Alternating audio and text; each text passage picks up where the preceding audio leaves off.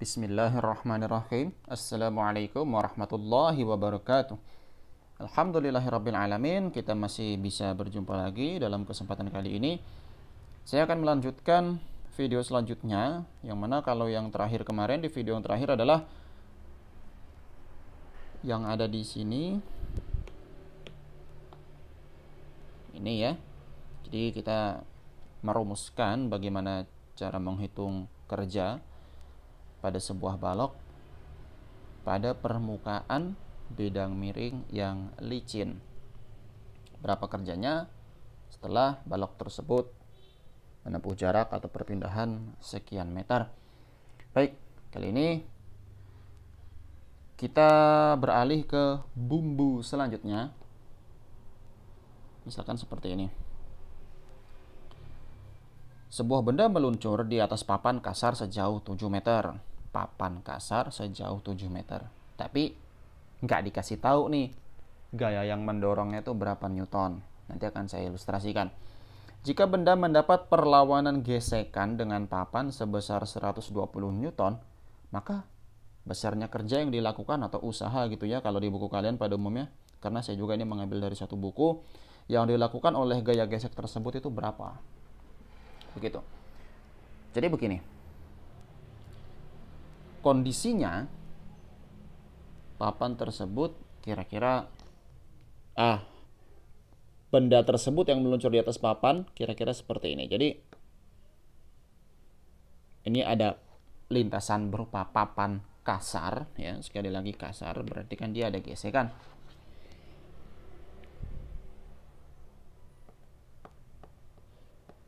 Ini saya buatkan garis-garis begini aja, melambangkan kalau di sana itu ada gesekan. Lalu di sini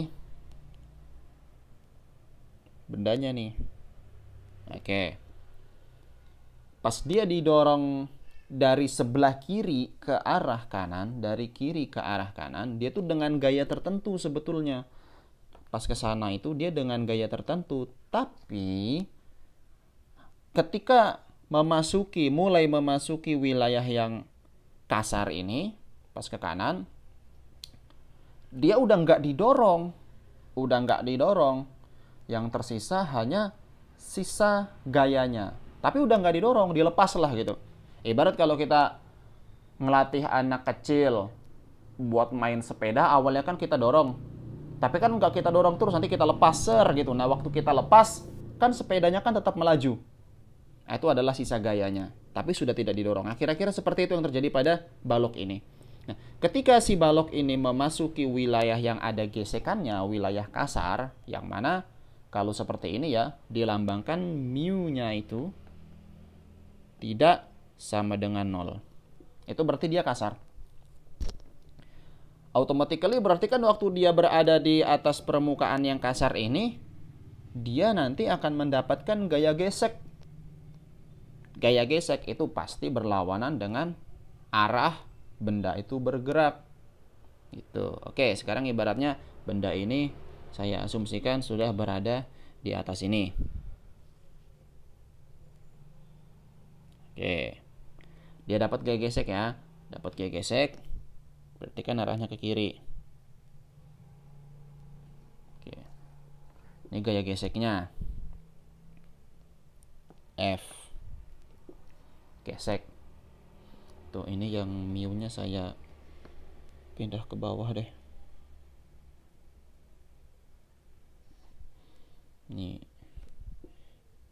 Nah, kesini aja deh, kesini aja. Mu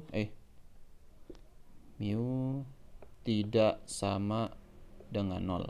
Gitu aja lebih enak. Nah, ini gaya geseknya karena dia masih kondisi bergerak, berarti gaya geseknya adalah gaya gesek kinetik. Oke, kita lanjut. Nah, kan udah nggak ada yang ngedorong tuh, walaupun dia masih bergerak ke kanan ya, tapi kan dia udah nggak ada yang dorong, ada sisa gayanya aja. Sekarang yang berperan adalah gaya geseknya ini. Nah, kata soal mendapatkan perlawanan gesekan dengan papan sebesar 120 newton. Nah, si FK ini itu nilainya adalah 120 newton. Nah, saya tulis di sini.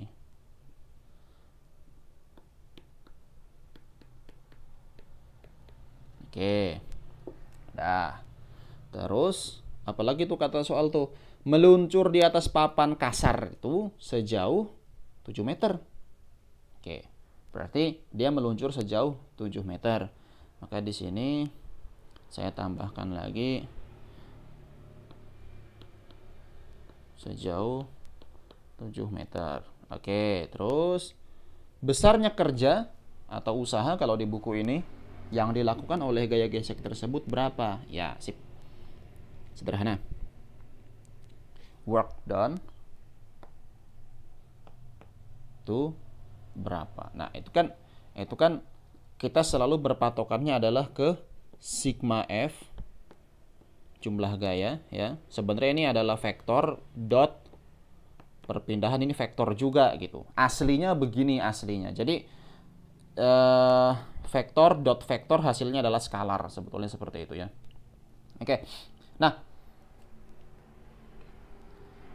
sigma F ini itu adalah jumlah gaya yang bekerja pada balok yang merah itu yang kita bikin itu. Nanti akan saya coba tambahin bumbu deh di akhir-akhir penjelasan video ini. Kita coba kerjakan yang ini dulu. Nah, ini kan gaya yang bekerja, ada gaya apa aja? Ya, kalau di gambar sini di keterangan kan cuman gaya FK kan, itu cuman gaya gesek kinetiknya. Ya udah, berarti hanya itu. Oke. Arah gerak si papan ini, arah gerak si balok ini kemana? Ke kanan. Arah geraknya ke kanan. Nah, ke sana arah gerak. Tapi gaya yang tersisa dan sekarang sedang aktif bekerja pada benda ini arahnya ke kiri. Arahnya ke kiri. Maka FK ini karena dia berlawanan dengan arah gerak, dia bernilai negatif. Kenapa bernilai negatif? Negatif di sini melambangkan bahwa ujung-ujungnya benda ini akan berhenti.